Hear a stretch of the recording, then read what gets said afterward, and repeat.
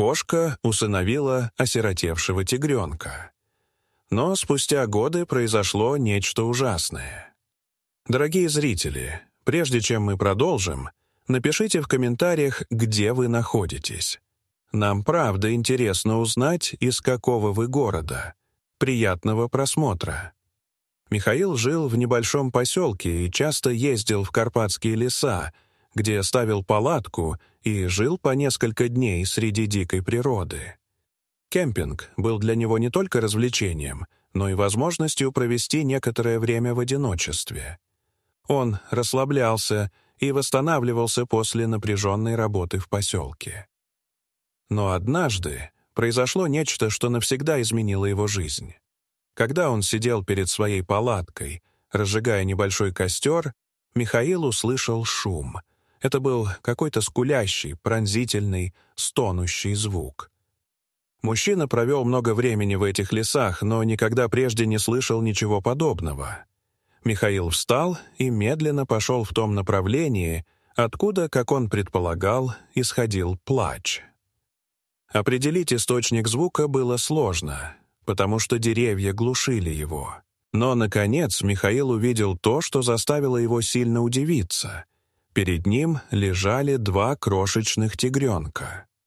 Им было всего несколько недель, и они выглядели ужасно беспомощными и беззащитными.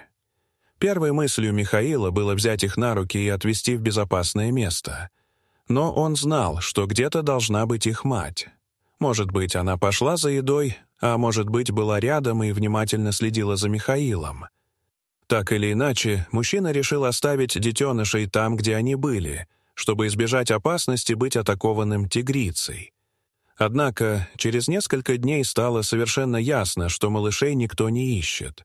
Матери не было, и тигрята оставались предоставлены сами себе. Когда Михаил заметил, насколько они истощены, он понял, что должен действовать.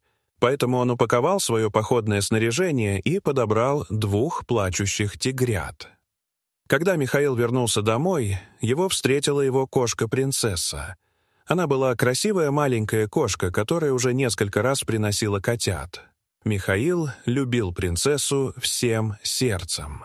Сидеть с ней по вечерам и гладить ее также было одним из тех занятий, которые помогали ему расслабиться после долгих и напряженных дней. Но когда принцесса увидела 2 тигрят, ей сразу же стало любопытно. Она перевела взгляд с малышей на Михаила, словно спрашивая, кто они, откуда взялись и почему они здесь. У Михаила не было времени объясняться, потому что ему нужно было быстро накормить тигрят, чтобы у них был хоть какой-то шанс выжить. Принцесса внимательно смотрела, как Михаил кормит малышей.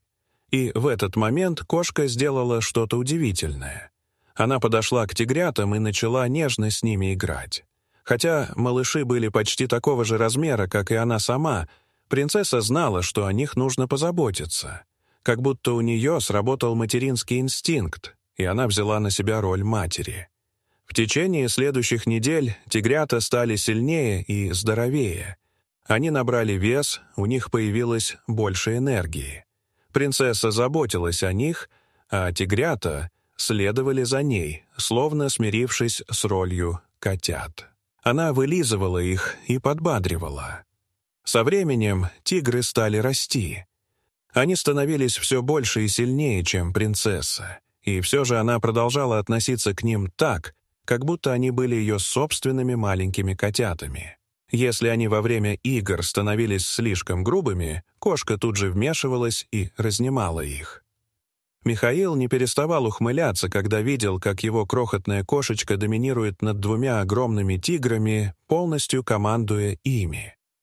К сожалению, настал день, когда тигры стали слишком большими, чтобы продолжать жить с Михаилом.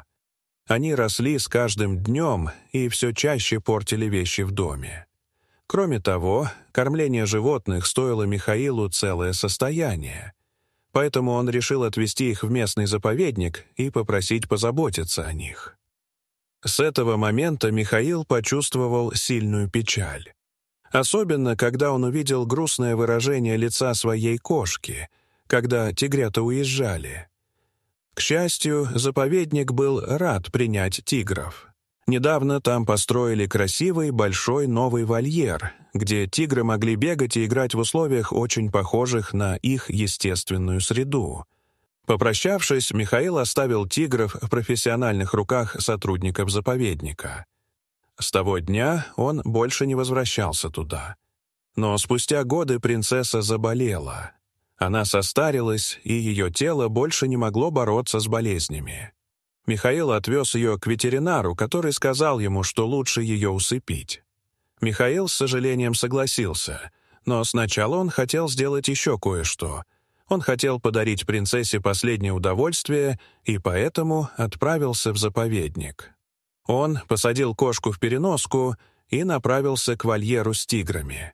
Там он сразу узнал 2 тигров, которых спас много лет назад. Неуверенный, помнят ли его еще эти 2 зверя, Михаил подошел к специальному окну. Тигры смотрели на Михаила, но казались безразличными и отворачивались, как будто он был для них таким же чужим, как и бесчисленное множество других людей, приходивших туда каждый день. Михаил был немного разочарован, но вскоре произошло нечто невероятное. Он поднял свою кошку и показал ее тиграм. Сразу же глаза у 2 животных загорелись, и они прыгнули к стеклу. Они ясно помнили кошку, которая вырастила и защищала их много лет назад. Принцесса тоже узнала их. Михаил не понимал, как это возможно, ведь тигры так сильно выросли с тех пор, как они расстались. Но принцесса знала, что эти 2 огромных кота — ее дети. Наверное, это был запах или какой-то другой животный инстинкт, который мы никогда не поймем. Принцесса прижималась к стеклу и смотрела на тигров. В свою очередь, они тоже пытались тереться о свою мать. Это была очень эмоциональная встреча, которая растопила сердца всех, кто находился рядом. Эта история показывает, что любовь есть любовь, хотя принцесса и тигры даже ни одного вида. Дорогие зрители, что вы думаете об этой истории? Расскажите, пожалуйста, в комментариях. А если вам понравилось это видео, то ставьте лайк и подписывайтесь на наш канал. До свидания!